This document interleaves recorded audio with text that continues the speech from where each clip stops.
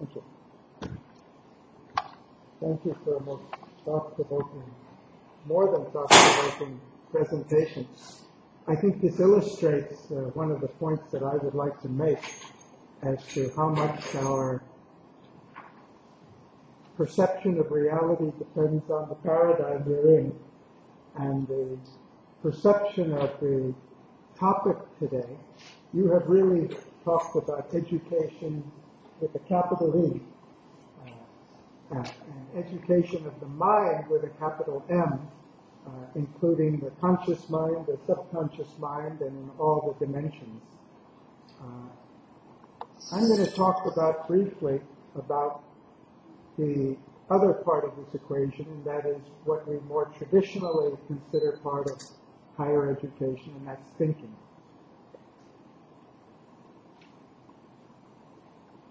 It's interesting to note that with all the talk of science and all the enormous efforts we have to promote science, that all our focus on science is on the process of validation of discovery, but not really on the process of discovery itself.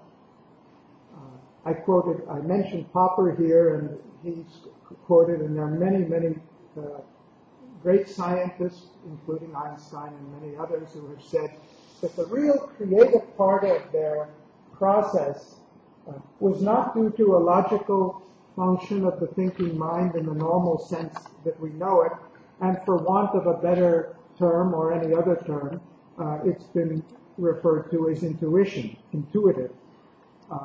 The logical processes, the processes that we test, that we do to validate truth, are certainly very important. That makes up the body of science. But I've often wondered, why is it that we're not spending a lot more effort trying to understand the other side of the process?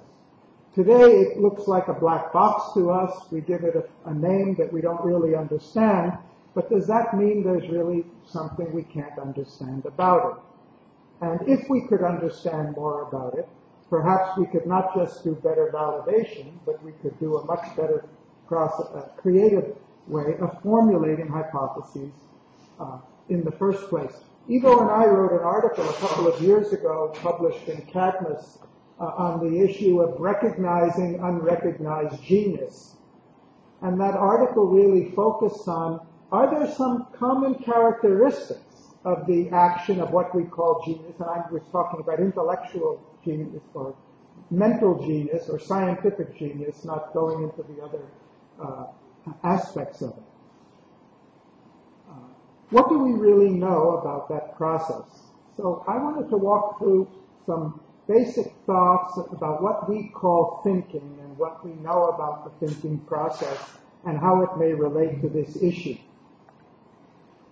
And I wanted to start, which comes back to something that Pierre said, and that is, we don't always think about it, but our basic mental processes have a strong bias for physical reality. That may sound like a contradiction in terms, isn't reality physical? Assuming that the reality is physical, the mind is trained, conditioned, and naturally, just because of our biological evolution, our senses develop before our thinking develops, our sensory faculties develop before our conceptual faculties mature. So we tend to look at things physically. Our first perception of the earth is that the sun is moving and we're standing still, because that's what our senses tell us. Science has evolved way beyond the senses, but still in our thinking processes, we tend to give a primacy to the physical. So I raise a basic question, and that is the reality of knowledge that we're looking for material, emotional, conceptual, or something else? And my purpose today is not to, we've already, Stephen was talking about education of consciousness. I'm not even going to go there. I think we know that our conscious life, we very much live in our thoughts. It's not really clear what those thoughts are. We live very much in our emotions. Neuroscience may tell us that there's a chemical and electrical component to our thinking and our emotions, but it's not inherently obvious that that is the entire reality of them. Yet, our thinking processes in general, not just with regard to ourselves, are very much conditioned to say that to give a primacy or an emphasis to what is physically verifiable and apparent because of our dependence on the senses. Maybe sometime last year, there was an American psychologist who did a presentation on, I think it was one of the TED videos, in which he claimed to have discovered the hormone for morality. Assuming that morality and other psychological states and ethical and highest ethical behavior must have an entirely physical explanation. I give it as an explanation. Nobody in the audience thought to question, is morality necessarily entirely explained in neurochemical terms? So we have a tendency not only to do that with external phenomenon or our observation of others, but as it was already mentioned yesterday, we tend to, and our education tends to, downgrade the value or the reality of the subjective dimension, even though that's what we live in to such a powerful extent. I'm pointing this out simply to try to make it more conscious of the fact that when we're talking about mind and thinking, there is an inherent bias, and certainly in our education. We see that very much in the study of economic theory or of all the social science theory, because the predominant tendency is to look for external, physical, systemic explanations for phenomena that are very much dependent on psychological and social perceptions. I mean, in a very short period of time, about $4 trillion disappeared from the world's wealth simply because we changed our minds about what the reality was. And now we're seeing in China something similar. So I'm just trying to point this out. So when we think about the way we think, are we really thinking about the inherent biases or premises regarding what the reality is? I like this. This is a quote from Sri Aurobindo, Indian philosopher. He said, "The unrealized is not necessarily the unrealizable.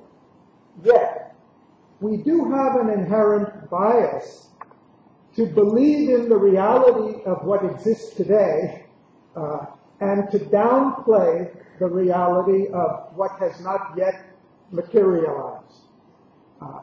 As if it may be inevitable, but because it's not there, it's not intelligible to our senses yet, it's in some sense not fully real. And yesterday we had the example of the reunification of Germany as an example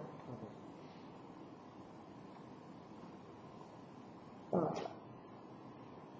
If you look at great scientific discoveries, and this slide is based very much on a book by Lee Smolin, The Trouble with Physics, in which and Ivo and I drew on this material. He summarized great scientific discoveries in physics and commented that the thing they tend to have in common is they unify phenomena that appear to be independent or not fully related to one another. And I've given a few examples here.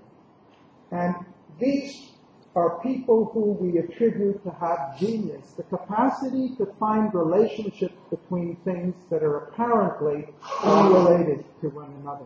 Does that tell us something about our thought processes? And I'm going to argue about how we can develop our thought processes or change our emphasis in education. So the capacity to conceive of apparent contradictions as complementary dimensions of a wider reality is one characteristic of genius. And the question is, can it be taught? This is a a simple framework for thinking about a very complex phenomenon of the characteristic ways in which the thinking mind works.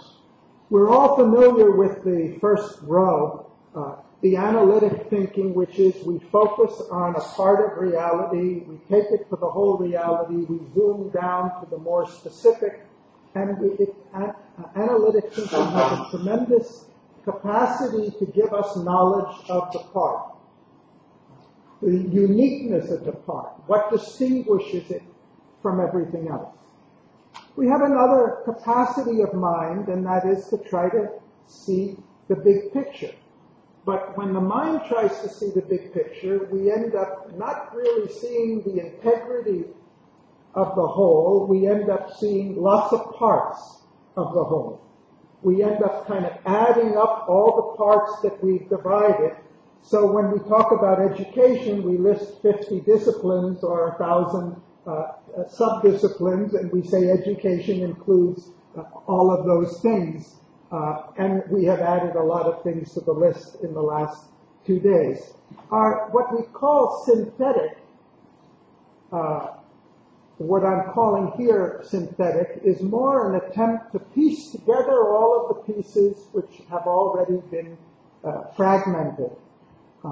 And systems thinking has made a major advance in the sciences in the last century by trying to conceive of the whole that relates a lot of things that we thought were separate and often independent.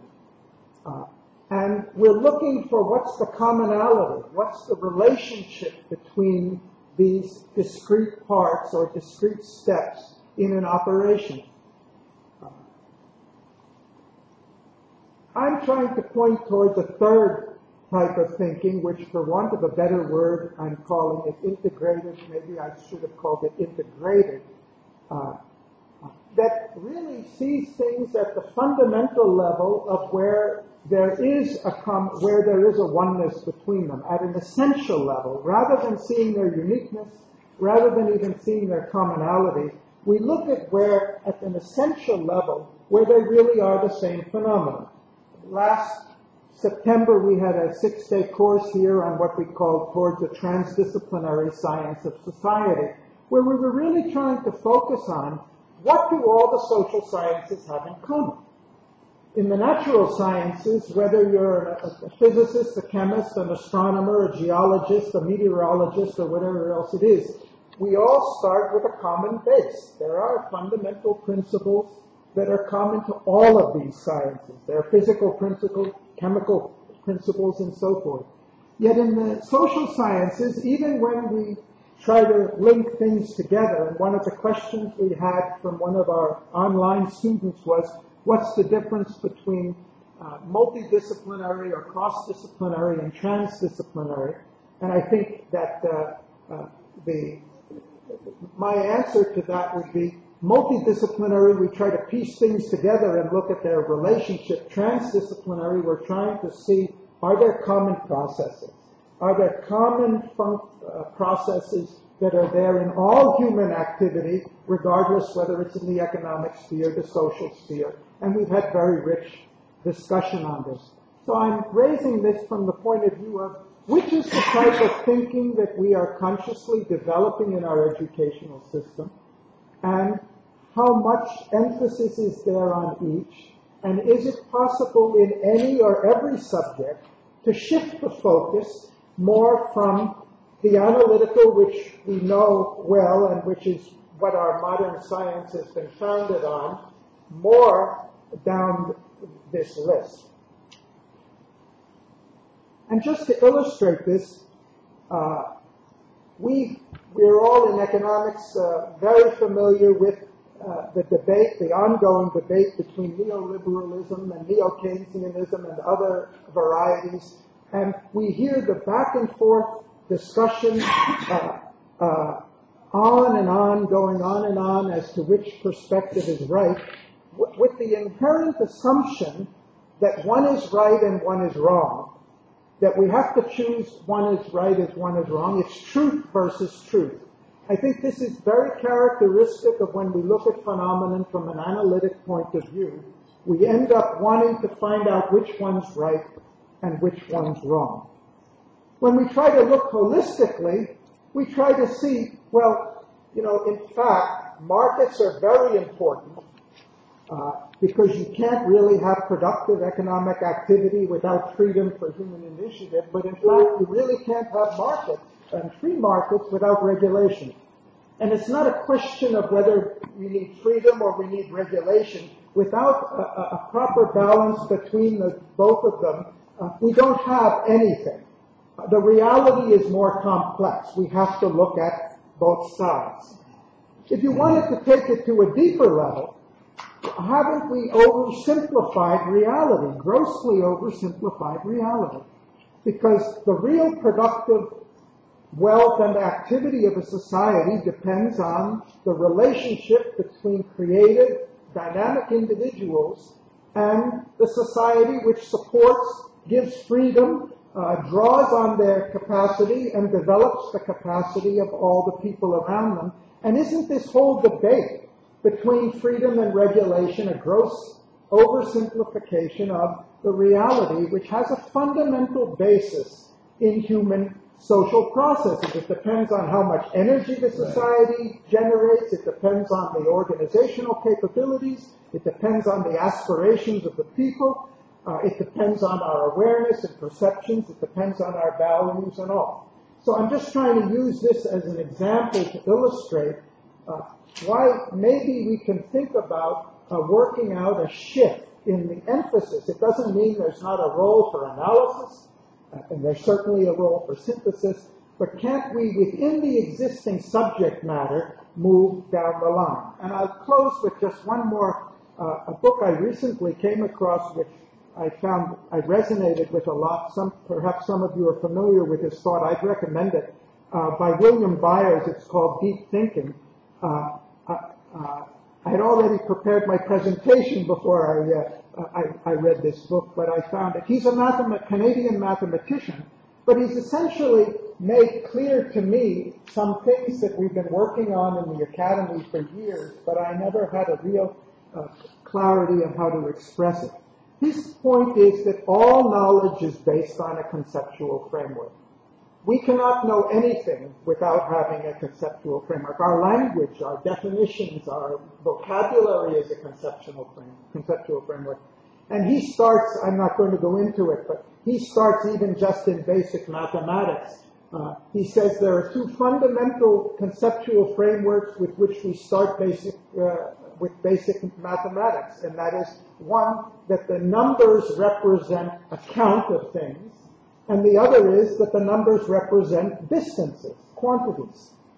And these are two essentially different things. And soon we get into the fact that numbers can represent fractions of a whole, which is an entirely different conceptual framework. And later on, somebody asked us to deduct 8 from 5, and we say you can't deduct 8 from 5 because there's only 5 things to take away. And that, no, you see, we can have a negative.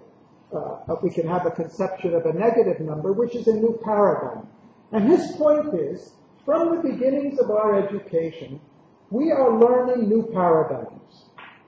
The characteristic of a paradigm is, from within the existing paradigm, the perspective from outside that paradigm makes no sense. And problems that confront us, which we're unable to solve, appear because we insist on limiting ourselves within the existing paradigm. Well, when I read this, I said, well, this is exactly the conclusion we came to in the World Academy. That the problems that we're facing today, we cannot solve within the existing intellectual framework, whether it's economics or political science or sociology or ecology, whatever it is. But it's so difficult from within that to get out.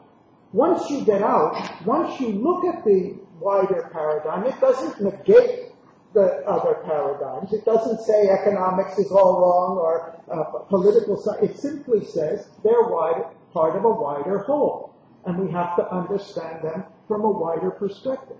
Byers' point is that we've been learning new paradigms all our life, but we've been learning the new paradigms that humanity has discovered over a few thousand years, and nobody's told us they're new paradigms.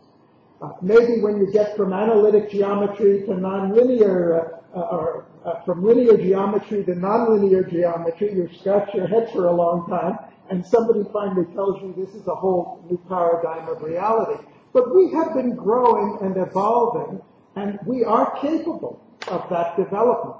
So I was asking myself, nobody ever told me through my education this simple principle that all this time, as I have been learning more of accumulated knowledge, that there are times when we're moving to an entirely new paradigm. I think for the physicists it's most obvious, moving from a geocentric to a heliocentric universe, or from Newtonian physics to relativity and so forth. The physicists are those who are most qualified from their conscious experience to know they didn't negate Newtonian physics. They saw it as a special case of a much wider phenomenon. How much, I don't know how far in physics, physicists are being taught to try to look beyond the paradigm. We accept the paradigms that have been discovered, but I certainly think in the social sciences or in other fields, I don't think it's very conscious. Imagine if the educational process we had, we don't have to go into with the same existing knowledge, if we can teach the knowledge we're teaching and make conscious the transitions that we've already made, and make conscious the process by which we transit from one paradigm to another, as we are from an economic to an ecological paradigm or a human-centered paradigm, the more conscious we are of that. That's what I was thinking of as conscious education when you spoke this morning, Stephen. Wouldn't we be creating not just a knowledge, but we'd be creating the capacity to create, and as Ivo often says, to come out of the box. Thanks.